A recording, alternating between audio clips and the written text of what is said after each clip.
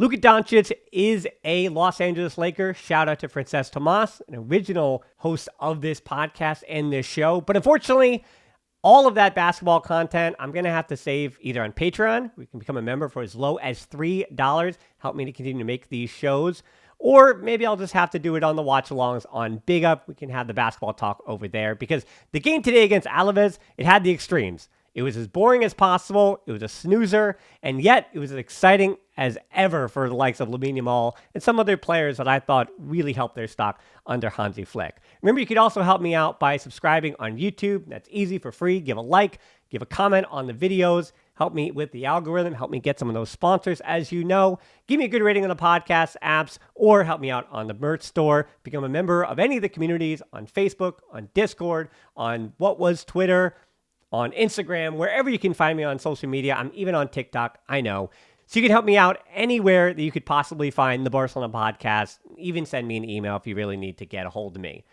As always, welcome to episode 655 of the Barcelona podcast, brought to you by Blue Wire Podcast Network. I am Dan Hilton, and as I said, this was an exciting game, right? Was it? At least it's exciting when you look at the league standings at the end of it. But we'll get to that at the end. Let's go through the headlines. Here are the 5 headlines of Barcelona's 1-0 win over Alaves. Headline 1 is Lamine Yamal's dance and Gavi's headache. The first 15-20 minutes of this game, we could actually chalk that up to boring, with the exception of one outrageous highlight by Lamine Yamal that if it had ended with a goal, you probably call that the play of the season, right? That we're talking about the dribble. First, let's set the scene a little bit. Alaves, I looked at their 11. No offense to them. They're in the relegation fight because I think their squad might not be good enough. They do have a system and a style that can keep them up. They might get over the finish line and get enough points, but I don't love entirely what their squad is. And obviously in the next 24 hours with the transfer window, they're probably not going to be reinforcing it. On the other side for Barcelona, they don't play again until Thursday against Valencia, a team that had just splattered. So we could even see some rotation for that one. To begin this game with that strongest 11 that they have, I mean, this is the best version of an 11 that Hansi Flick. Now, we can argue De Jong and Casado, because we're going to get to De Jong with our third headline, certainly. But with this 11 that began, you have to feel like it is either 1A or 1B with the strongest 11. So that's what makes the beginning of this match and the energy and all those different things the disappointment that it was. But let's talk about the highlight with Lamine Yamal in the 5th minute. I yelled on the watch along, and you can join me on Big Up for that one. They have families, Lamine. I know you're 17 and you're a kid yourself, but you have to consider these are grown men with families. You just cannot embarrass them on international television like this. This is unfair what he did. He picked it up in his own third of the field, and he dribbled past 7 different tackles, basically into the opposing box. Went, around 60 yards? Nobody could take the ball off him. He's going to be doing this weekly now. And as long as he stays healthy, just soak it in. Enjoy it. You know I did this in a lot of years of Messi, and I still do it with Messi at Inter Miami. I do it going back to the NBA. I do it with Kevin Durant. I do it with LeBron James. I did it. I'm a big fan, as everyone knows, of Steve Nash when he was not the Lakers years. Okay, let's forget Steve Nash at the Lakers. But whenever you have all-time greats, I know I put Nash in there with Durant and LeBron, you heard me. But Curry is a better example. When you have these all-time greats that could do really special things, just enjoy it. And I think that's one of the reasons, not to get all sentimental here in headline 1, talking about a boring game against Alaves, but just for runtime here, I want to remind you, enjoy and soak in talent. And whether they're 40 years old and you're LeBron, or 17-year-old and Lamine Yamal and Kubarsi, when you see talent and you see special things, you know, we've been watching the sport long enough, you know when you see something special. And that kind of run, that kind of dribble, it didn't lead to anything. It didn't even lead to a shot on goal. But those are special things, and you just enjoy it. You watch the highlight, you watch it over and over again. That is fortunately the good parts of social media, as opposed to all the nasty, awful parts of social media. With speaking of things I don't want to see on social media, this header between Gavi and unfortunately Konecki, former Portland Timber player. I enjoyed watching with the Timbers back in MLS a few years ago, but him needing to be stretchered off. Hopefully he's okay. For Gavi, comes in late on that 50-50. Unfortunate for Gavi. Obviously he didn't do it on purpose, but a clash of heads. Both players needing to be substituted out. Already had the yellow, did Gavi, and still going in for this. So yes, his rest of his teammates kind of started waking up from their cat nap, but for Gavi, it's frustrating to see somebody who cares so much, goes in so hard, and has to come out of the game. He was able to walk off under his own power, but I give a lot of credit to the medical staff here for putting their foot down, and for Hansi Flick as well. You know that Gavi wanted to continue in this game, but for Hansi Flick and the medical staff to tell him, hey, your day is done. I know you wanted to give everything. I know you want to stay on the field, but anybody who's been with me for any amount of the last 8 years knows that head injuries, I don't mess with head injuries. If it's even a slight concern that there might be a concussion there, if there's no concussion, he plays on Thursday against Valencia, you're fine. If he has a concussion and it's anything that's semi-serious, he doesn't play for the week. I wouldn't touch him at all against Valencia. So, as I said, for Gavi, this is really unfortunate and just ugly signs you didn't want to see early. And I feel like that put a little bit of a damper on the early game as far as the things that were kind of happening in between, because not a lot of football was played. We'll get that in the second headline. But this is good play, at least, I will say, to give a slight credit to Alaves. Offensively, yeah, nothing from them. But their press, maybe they learned something from Atlanta. Their press was pretty good, with Guidi kind of following into that middle and not even a false nine position, but the secondary striker position, and man marking Casado or Pedri and moving really well horizontally, getting to the spaces he had to be. And so Alaves just were not allowing much room for Barcelona, especially in the middle of the park where they were setting up 5 and saying to Araujo, beat us through the middle with your passing. Szczesny, beat us through the middle over the top. And Barcelona weren't able to do that. And I think that's why you saw the tempo and pace of this game be the way it was in that first half. Headline 2, and shout out to Z-Meister on the watch-alongs. He's making me say the headline. The headline is Sunday's Siesta, Slumbering start there. I got through it. Only took about 2 years of speech impediment classes there. So yeah, for all the haters out there you go. Sunday Siesta, Slumbering start here. With this being an early game for Barcelona in Spain, it's just a midday game. Also early for me, so I was still kind of waking up in between the watch along as I was preparing for that one. But again, fortunately, the Luka Doncic and Anthony Davis trade kind of shocked me to life at 5:30 this morning, so we were ready to go. But the last victory for Barcelona, you could tell that they were not usually playing these kind of times. Yes, they have training sessions at this time in the afternoon, but it was an early start time for them. The last victory at this start time was against Osasuna in the 2020-21 season, so it had been a while. And Barca's attack not really getting anything going. We were seeing a bit of frustration on the limitations, I said, of Araujo plus Szczesny plus Casado, and I add Casado to that. I don't think he played poorly, but he had a difficult time, and I think this now kind of going off of what I said for Atlanta, so you can go back to that watch along and the 5 headlines and look through the tactical breakdown I had of that game. First headline on that 5 headlines, where I really talked about what teams can do with a press against Szczesny and against Araujo. And then, as I said, you add Casado to that, who doesn't really spray those diagonals very often. It doesn't really happen.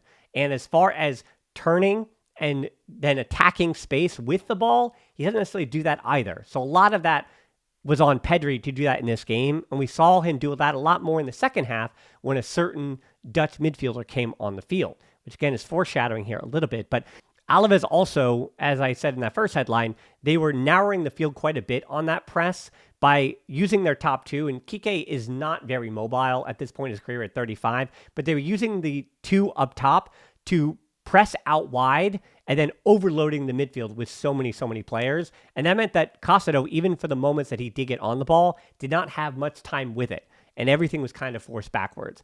30th minute, second shot of the entire game by Barca. So that tells you how sluggish this whole thing was. 34th minute, Balde and Pedri combining to create something. I was asked who the most improved player of the season was. It is unequivocally Balde. It has to be Balde at this point. And even this game, it wasn't great for Barca, but Balde played well. Pedri played well. They were just net positives and reasons why Barcelona won the game, but more importantly, I think, didn't concede even in that first half. Their combinations, though, don't really lead to anything except for an unfortunate yellow on Araujo, throwing that arm out against Guidi, where the ref was today, not his best performance either, giving yellows out like hotcakes at times, but also letting contact go. This isn't even a thing against Barcelona. This is more that referees in the Liga have got to have a better way to figure out how to referee matches where one team is kind of just playing anti-football. Madrid have the same issues.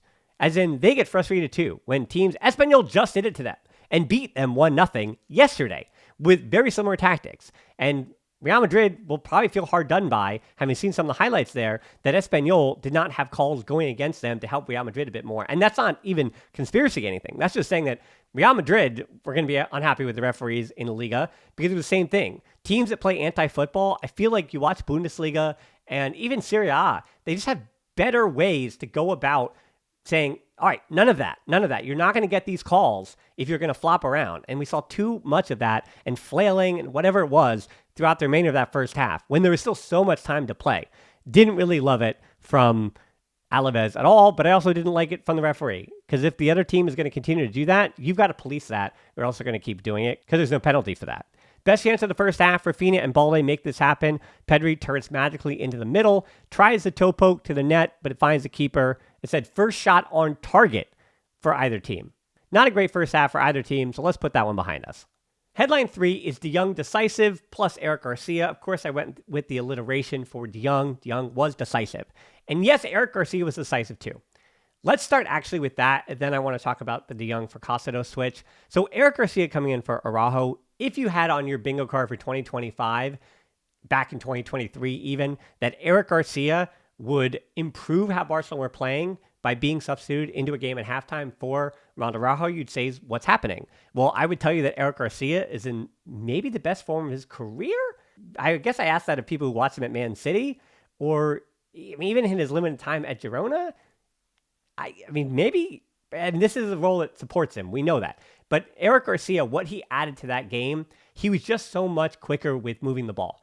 Looking at the passes completed, and I know this is kind of an unnecessary stat because it really is just about how many times you're passing around the back, and possession, if you don't do anything with it, doesn't matter. Yes, but when I look at the total passes and passing accuracy, for as much as Barcelona had the ball, they had to be moving it quicker. And once Eric Garcia came on the field, they certainly moved it quicker.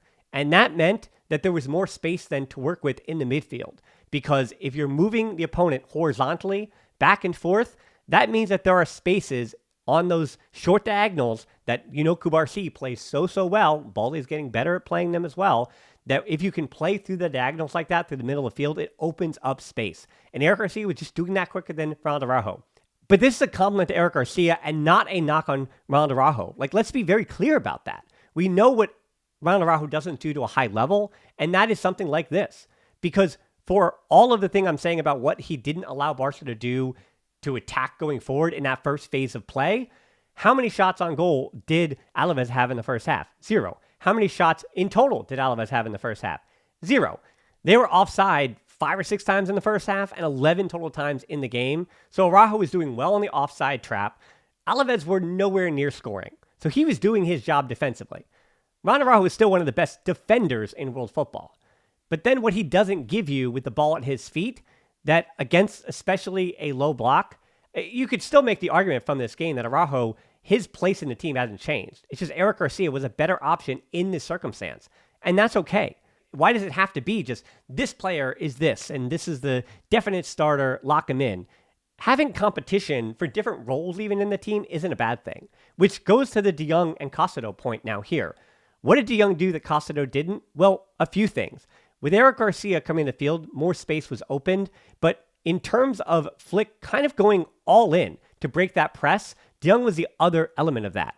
He wanted to add, that being Flick, confidence into that first phase of play for Barcelona. And De Jong is just a bit more mobile than Castro is, both with the ball and without it. And that is what Barcelona needed in their first phase today. They needed either someone to get open with his legs.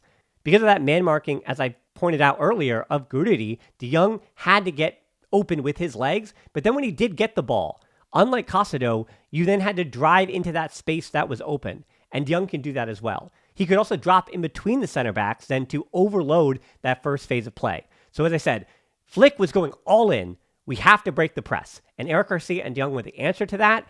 It also helped, I think, that everybody else kind of got the message. I can't imagine Hansi Flick was like, I love the way you're playing at halftime. I'm assuming he said something to the effect, maybe in German even, because only a few players are going to understand it, including Lewandowski and Chesney. But maybe he said in any language, hey, we need more energy. And Barcelona certainly did answer the call there to start that second half. A lot more energy and tactical changes that certainly improved what they were doing on the field. Headline 4 is ahead. There we go. Ahead. We're talking about the goal, of course, tongue-in-cheek. I definitely have never used that one. I don't love that headline. I may never use it again. But let's talk about Lewandowski's head here. Lamine Yamal for Lewandowski's head right before the goal was scored. It goes just wide, but as I said, much better in the build-up for Barcelona. Things were percolating, as I like to say. 61st minute, Lamine Yamal had one from deep, and Lamine Yamal getting on the ball again. Every time he touched the ball today was magic. Was it his best performance, Lamine Yamal's? No, which is scary for everyone else in the Liga, because this wasn't his best showing, but yet, every time he seemed to touch the ball today, there was a bit of magic about to happen. There's just so much confidence in his boots. He unlocks so much, and I think even this long shot, it unbalanced that back line for Alaves so much there, forcing a save from the keeper. Then the same minute, the ball's put into play, and then the 1-0. Ball comes back in, Pedri, cross-field ball, as I said. If you're going to beat a low block or a press or a medium block, anything that Alaves was trying to play in different variations throughout that game, you got to beat him horizontally, then you can beat him vertically. So this crossfield ball from Pedri, beautiful to Lamine Yamal, and the defender does not get it out to him in time. Yes, it's a deflection off the defender, goes off his back, but he had, that being Lamine Yamal, so much time, and there's so much intelligence in this technique. Yes, again, it's deflected, but that ball from Lamine Yamal, that shot, was either just wide or probably on net for him. So to give him the time to get his hips set, to get his leg ready to go, to get that swing off, this one was always going to be dangerous for Alaves. And good job by both Fermin Lopez and Lewandowski to hold their runs, and for Fermin Lopez to reset his run to give Lewandowski the opportunity to cut right to that far post, get his header on it, and pouncing as a striker is supposed to do. Criticize Lewandowski all you want about his movement, his first touch, what he doesn't give you on the press, all those different things. But I'll reiterate what I said against Atalanta. This is a man that still scores goals. And if Barcelona, as I said with Rafa on the podcast yesterday, if Barcelona can win trophies, Lewandowski is going to be their number 9. Because this dude scores goals even when you're playing kind of a little bit crappy, as Barcelona were today. So 1-0 at that point. 67th minute, Rafinha on for Ferran Torres. Got a yellow as he came off for dissent. Don't love it from Rafinha. I love the passion, of course. Always love Rafinha's passion. But I don't love the fact that he picked up a yellow, because those will add up as you continue to go throughout this season. Don't pick up cheap yellows. That is a lesson that at this point you'd hope that he would learn. But all right, just behave in other games, Rafinha. Then the last question I throw at you in this headline. Was this Lamine Yamal's trickiest game, or at least most tricks per 90? I know this isn't a stat that we actually keep, but as far as trick highlights, this has to be up there. There was at least 6 times in this game where, yeah, I just go, no way, be kind. You don't have to do this to them. Lamine Yamal, you're 17, but yeah, as I said before with that first one with Lamine Yamal, they have families. And while I think Frankie de Jong was probably the man of the match, he changed the match in such a way that I would give it to him. Maybe that's just me being a tactics head. Everyone who's ever watched the highlight is making Lamine Yamal man of the match, including La Liga. And then headline 5 is Scrappy Win. 83rd minute, Balde came up limping against Valencia Copa del Rey midweek, Thursday. I would start Gerard Martin, who came in for Balde at this point in the game. Late yellows then for Fermin Lopez and Lamine Yamal. Said, ref, this one got away from him. I feel like for all the shirt pulling and flailing around, you don't give Barcelona yellows, especially for the tackle that Lamine Yamal had. I would love if they could rescind yellows, but that doesn't happen in La Liga. Did not like that. Then stoppage time, Lewandowski off for Pau Victor. Still some nervy moments, but not super nervy for Barcelona. Like, again, there was possession from Alaves. Bad things can happen, but they had 0 shots on target in this game. 3 shots total, less than 250 total passes, 29% possession. They were offside 11 times. Yeah, they had the 2 corners, but they committed 20 fouls. Like, Alaves did not play well. They did not deserve any of the points. They did not deserve a result in this game. I'm glad that Barcelona got the scrappy win, regardless of how it happened. Also, I will mention, pretty good game by Szczesny, especially cleaning up some of the messes late in the match, and maybe this is why he's in there. The experience he has late, and everything he does well, and every time now he goes to a match in 90 minutes while averting mistakes, it just gives more and more confidence of the fact that Flick maybe had the right pick. And things can be 2 things. We know that. We say it all the time. Shout out Daryl Grove from Total Soccer Show. Rest in peace. Things can be 2 things. So Szczesny could be the right choice, while also Inaki Peña was hard done by. So let's try to keep those ideas both in our head at the same time. I know it's really hard to do and doesn't do well on social media because it's not a inflammatory opinion, but those two things can both be true at the same time.